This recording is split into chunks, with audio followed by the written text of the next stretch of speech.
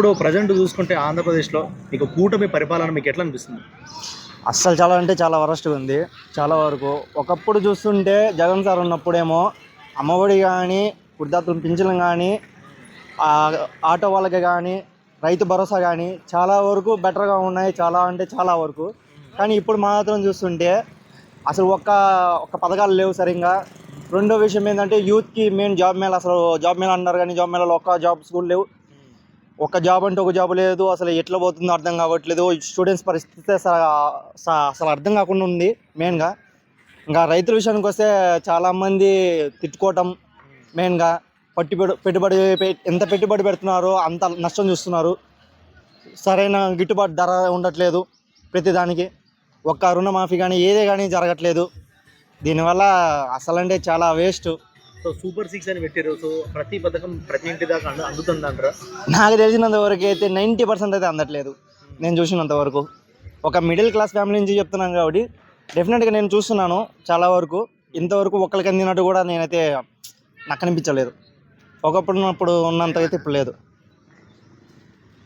ఇప్పుడైతే అంతగా లేదు. పవన్ సార్ గురించి చెప్పడానికి ఏముంది, సారు ఫస్ట్ ఒక సినిమాలో ఉన్నప్పుడు ఒక ఇష్టమైన అంటే రాజకీయంగా ఫస్ట్ ఒంటరిగా వచ్చాడు, ఒక సినిమాలో వచ్చాడు. కానీ ఇప్పుడు ఆయన అంత లేదు. ఏం లేదు, డిప్యూటీ సీఎం వరకు ఎదిగాడు సినిమా హీరో నుంచి. ఏం చెప్తారు? ఆయన సింగిల్గా కానీ వచ్చి ఉండి ఉంటే డిప్యూటీ సీఎంగా ఒక గౌరవం ఇచ్చేవాళ్ళు చాలా వరకు. కానీ ఆయన కూటమితో కలిపి ఇప్పుడు ఆయన వల్ల అసలు ఒక యూత్కి అసలు ఏం మెసేజ్ ఇస్తున్నాడు కూడా ఆయన అర్థం కావట్లేదు మెయిన్గా. అంటే ఆయన రాగానే ఒక 30,000 మంది మిస్సింగ్ ఉన్నారు. సో వాళ్ళందరూ నేను తిరిగి తీసుకొస్తానని మాట ఇచ్చారు. సో ఏది మరి వచ్చారా? రాలేదు కదా. మరి ఎవరిని ఏమన్నా ఒక్కళ్ళని తీసుకొచ్చారా? ఇప్పుడు తెస్తానని చెప్పారు.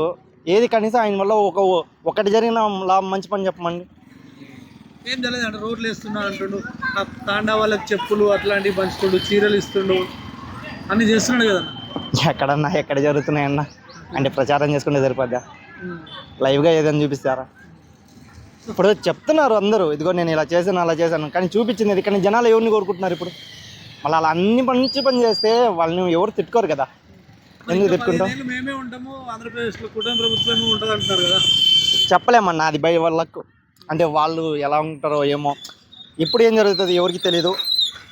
జస్ట్ వాచ్ 2029లో చూద్దాం అప్పుడు కదా. ఇంకా ఎందుకు 2029లో మళ్ళీ జగన్ వచ్చే ఛాన్స్ ఉందంటారా? 100% వస్తాడు. పక్కా చెప్తా. కాన్ఫిడెన్స్. ఎందుకంటే ఆయన చేసిన మంచి పనులు ఫస్ట్ జనాలు గుర్తించకపోయినా తర్వాత ఆయన ఏంటో తెలుసుకున్నారు. ఈసారి ఖచ్చితంగా వచ్చేది జగనే.